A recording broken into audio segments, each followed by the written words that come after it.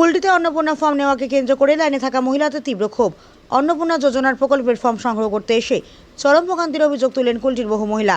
বৃহস্পতিবার সকালে আসানসোল পুর নিগমের কুলটি বড় অফিসে ফর্মের আশায় দীর্ঘ লাইনে দাঁড়িয়েও শেষ পর্যন্ত খালি হাতেই ফিরতে হয় তাদের।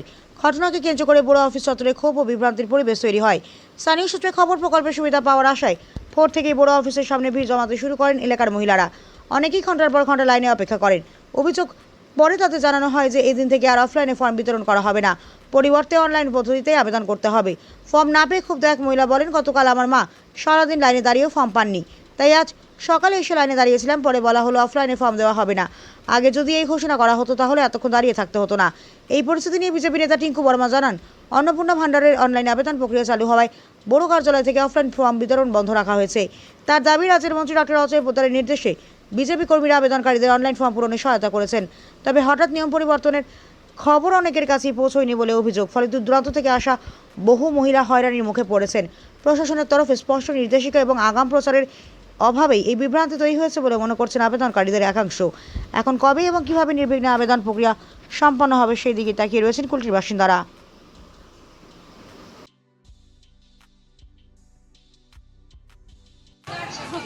বলুন, কেন কেন এসেছিলেন আজকে? আচ্ছা, কি হলো আজকে? কি মানে আপনাদের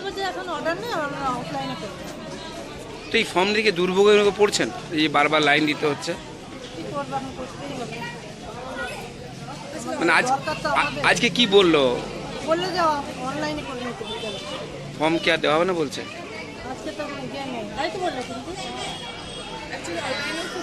কেন এসেছিলেন আজকে? মানে আগেও কি এসেছিলেন, আজকে প্রথম এলেন? না, আজকে এলাম। আজকে আর মারা এসেছিল আগের দিনও ফর্ম পাইনি।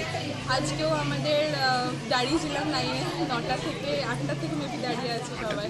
তো ফর্ম পাইনি, হঠাৎ করে বলছে এখন অফলাইন দেবো না অনলাইন দেবো। এবারে অনলাইনে ব্যাপার হচ্ছে সাইবার এগুলো ভিড় হবে, এবারে দেখা যাক, করতে তো হবে। তো ওপর থেকে তো বলা হচ্ছে যে ফর্ম দেওয়া হবে, তো এখান থেকে কারা আপনাদেরকে? হয়েছে, সব জায়গায় ক্যাম্পও হচ্ছে, আমাদের এখানেই বলছে যে ফর্ম নেই। আপনার নাম দিদি?